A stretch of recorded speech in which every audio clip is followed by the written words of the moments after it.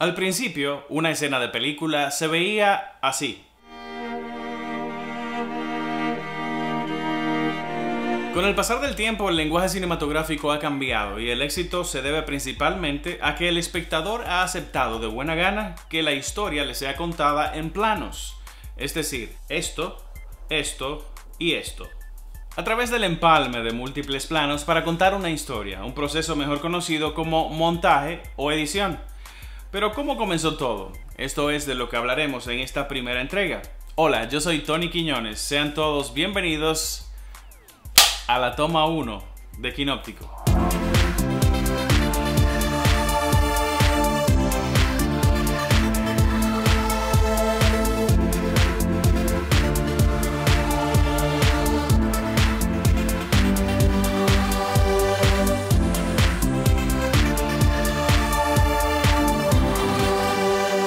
Aunque tengo más de 20 años editando y realizando videos desde prácticamente todas las posiciones, he trabajado tanto delante como detrás de cámara en varias ocasiones, todavía me considero un verdadero novato, pues cada día aprendo cosas nuevas en el mundo amplísimo de los audiovisuales, el cual por cierto está constantemente evolucionando, por lo cual hay que mantenerse al día.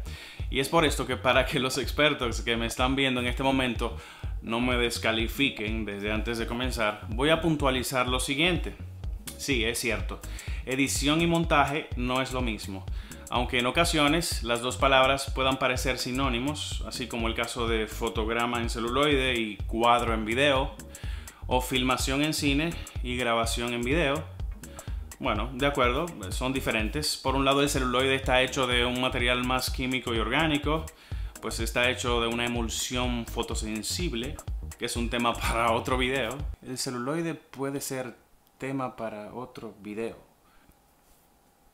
Mientras que el video no es más que una señal eléctrica grabada en el soporte que sea. Antes se usaba cinta electromagnética, hoy son memorias digitales. Pues bien, dejando claro que montaje y edición son dos cosas distintas, pero que al fin y al cabo persiguen un mismo objetivo, debemos decir que con la llegada de las cámaras digitales de alta gama, 2K, 3K, 4K, 8K, no sé cuántas K, con lo cual yo diría que se democratiza el cine en gran medida, pues hay muchos de estos equipos que son bastante accesibles, otros son bastante costosos.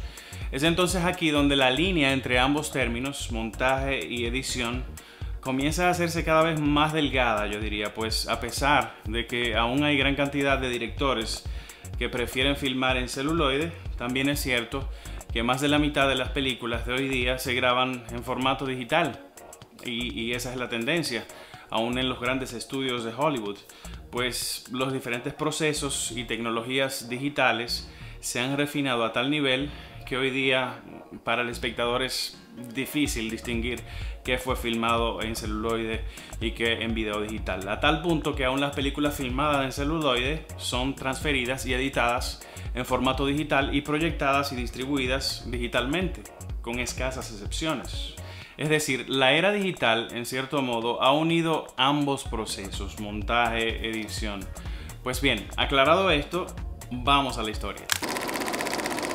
Lo primero es que el montaje o edición no nació con el cine. Al principio, la simple curiosidad de ver imágenes en movimiento ya era algo impresionante en sí mismo, sin importar lo que estuviera proyectándose. Esa imagen se está moviendo. Y el juidero, ya tú sabes. En realidad era algo que casi rayaba en lo mágico para la gente en aquellos tiempos. Estas primeras películas se limitaban a esto.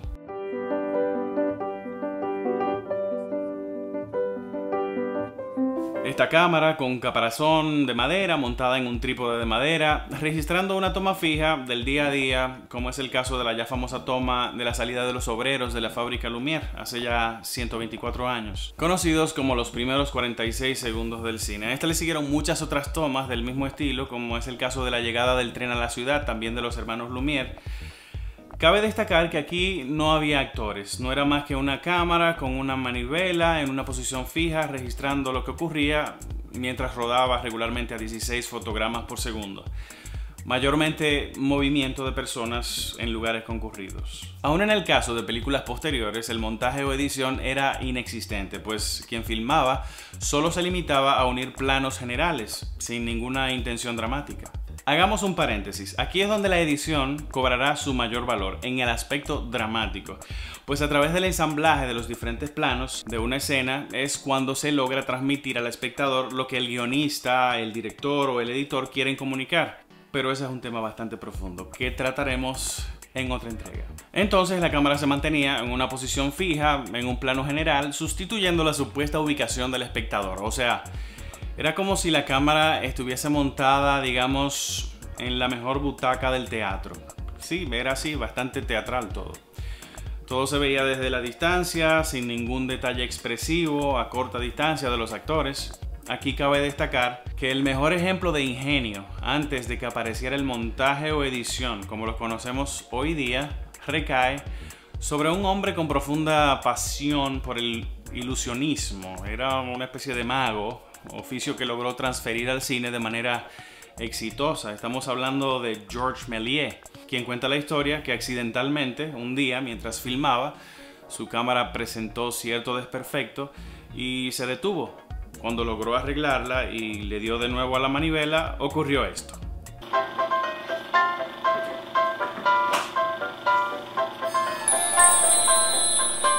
¡Y aquí! Georges Méliès había descubierto los efectos especiales. Sí, el stop trick, o sea, aparecer y desaparecer parando la cámara, y eso había aparecido por primera vez. Pero él no se quedó ahí. Méliès comenzó a experimentar con doble exposición, time lapses, cámaras rápidas, disolvencias y hasta películas a colores. Sí, las pintaba a mano, cuadro por cuadro, es decir, los efectos especiales inclusive aparecieron antes que el montaje o edición con propósitos dramáticos, el cual es el tema de hoy. Pero no podíamos pasar por alto a Méliès, quien entre 1896 y 1913 filmó más de 500 películas, muchas de las cuales se aproximan bastante a lo que hoy conocemos como edición, pero desde una óptica distinta. Y fue el primero, por cierto, en usar storyboards para sus películas. Thomas Alva Edison, quien aproximadamente 4 años antes que los hermanos Lumière y junto a Edward Muybridge había inventado otro artilugio llamado el kinetoscopio, un aparato personal del cual hablaremos en otra ocasión. Pues bien, Edison tenía un asistente llamado Edwin Stanton Porter, quien al tener en sus manos una versión del cinematógrafo de los hermanos Lumière, el hombre lo cambió todo. Cuando comenzó a usar el aparato, analizó que si en vez de filmar una escena como una toma única, mejor hacía cortes con planos de la misma acción y luego los unía, pues quizás le diera a la película mayor dinamismo. Así que, bueno, decidió probarlo. Él se encontraba un día filmando un material documental de unos bomberos apagando un incendio y rescatando víctimas, ocasión ideal para poner a prueba su idea. Comenzó a filmar la acción desde diferentes ángulos y distancias para darle al espectador otras perspectivas de lo que ocurría. Cuando montó su secuencia de tomas, ahí en ese preciso momento, nació lo que hoy conocemos como edición audiovisual. Aunque no fue Porter quien primero utilizó ritmo en el montaje con propósitos dramáticos como se hace hoy día. No, eso vino un poco después, de la mano de David Wark Griffith, quien realmente llevó el montaje al siguiente nivel, utilizando casi todos los encuadres que conocemos hoy día. Primer plano, plano medio, plano detalle, plano whatever. Y los utilizaba para enfatizar la expresión de los personajes. Aunque Porter fue definitivamente un pionero, fue Griffith quien a través de la organización de tomas en el montaje logró que éstas tuvieran un efecto dramático sobre las historias narradas, demostrando hasta dónde podía llegarse con un montaje expresivo en su película más famosa, El nacimiento de una nación. Definitivamente la película más racista de toda la historia del cine, cuya proyección fue prohibida en varias ciudades norteamericanas, incluyendo Los Ángeles. Pero que salvo ese aspecto fue un verdadero hito en la historia del cine, pues en ella se desarrolló como nunca antes hasta ese momento la noción del montaje en paralelo, donde se contaba al mismo tiempo dos hechos que ocurrían en lugares distintos. En aquel entonces los productores de las películas estaban un poco en desacuerdo con algunas de las ideas de Griffith en cuanto a muchas de sus tomas, como los planos medios o primeros planos, pues lo consideraban como una aberración. ¿Y cómo el público digirió esto? Si hasta los productores estaban en contra. Bueno, al principio no fue fácil, pero la gente poco a poco se fue educando visualmente, pues desde tiempos anteriores, en las pocas salas de cine de aquel entonces, se introdujo una figura conocida como el explicador o el narrador. Uno de los aspectos más intrigantes del cine mudo era una persona al lado de la pantalla para traducirle a la audiencia lo que estaban viendo y explicarles que un plano medio no era una persona cortada por la mitad, o que un close-up no era el resultado de un cuerpo decapitado, sino más bien que la cámara estaba más cerca para ver la expresión, la cara del actor. Este personaje, a menudo acompañado de un pianista, iba también narrando de qué trataba la historia. Esta práctica estuvo vigente hasta aproximadamente en 1910, cuando aparecieron por primera vez en pantalla los títulos y más adelante el cine sonoro, con lo cual el explicador se quedó sin trabajo. Cuenta la leyenda que de su descendencia andan por ahí muchos de sus nietos y bisnietos en salas de cine o incluso frente a los televisores, tratando de explicarle a la gente de qué trata la película de Matrix. Yo la vi, yo te explico. ¿Cuál es el trasfondo de La Naranja Mecánica de Kubrick? ¿Cómo se desenreda Memento o Inception de Christopher Nolan? ¿Tú no la estás entendiendo? Ven, yo te lo explico. Siéntate aquí. ¿Cuál parte es realidad o cuál es soñada de Abre los ojos de Alejandro Amenábar? A muchos hasta lo han agalleteado por estar contando spoilers de películas antes de que la gente las vea. Pero es que no lo pueden evitar. Llevan consigo el gen ancestral del explicador. Yo te cuento, manito, yo te cuento. Déjame explicártela. Ah, mira, a él lo matan ahora. ¿Conoces a alguien así? Ok, suficiente. El explicador jugó un papel importante y necesario porque simultáneamente con el montaje o edición había nacido un nuevo lenguaje, el lenguaje cinematográfico, el dialecto visual. No.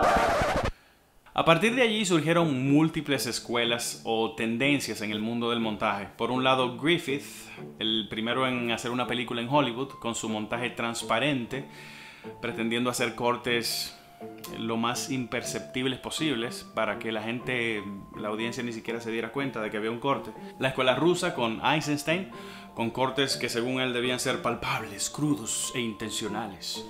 Y la escuela francesa con Jean-Luc Godard como figura prominente y sus jump cuts desenfadados, radicales y casi siempre rompiendo con las reglas establecidas. Al fin y al cabo, sea cual sea el estilo, en la edición o montaje, el propósito sigue siendo el mismo. Todo sigue siendo en esencia la unión de distintos trozos de película o video con el objetivo final de expresar una idea, transmitir una emoción, explicar un concepto o narrar una historia, preferiblemente de manera entendible, con cierta continuidad temporal, coherencia espacial y ritmo visual, que aporten cierto fundamento psicológico preferiblemente capaz de envolver al espectador en la trama. Siempre y cuando no sea cine experimental, donde puedes encontrarte con cualquier cosa. Al principio, estos segmentos de película se unían manualmente con algún pegamento.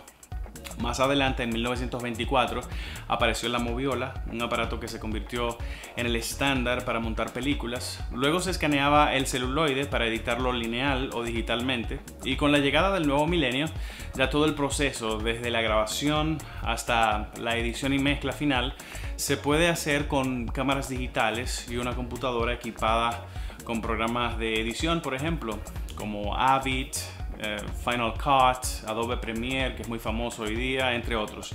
Así que en definitiva, y a pesar de que a través del tiempo hemos visto diversos intentos plausibles de hacer películas en un solo plano secuencia, de principio a fin, como Birdman por ejemplo, donde por cierto sí hay montaje en varios puntos estratégicos, el cine es eso, montaje, edición, y sin este proceso definitivamente no sería lo mismo. Bueno, hasta aquí esta primera entrega de Kinoptico. En lo adelante estaremos hablando de los diferentes aspectos del fascinante mundo de los audiovisuales.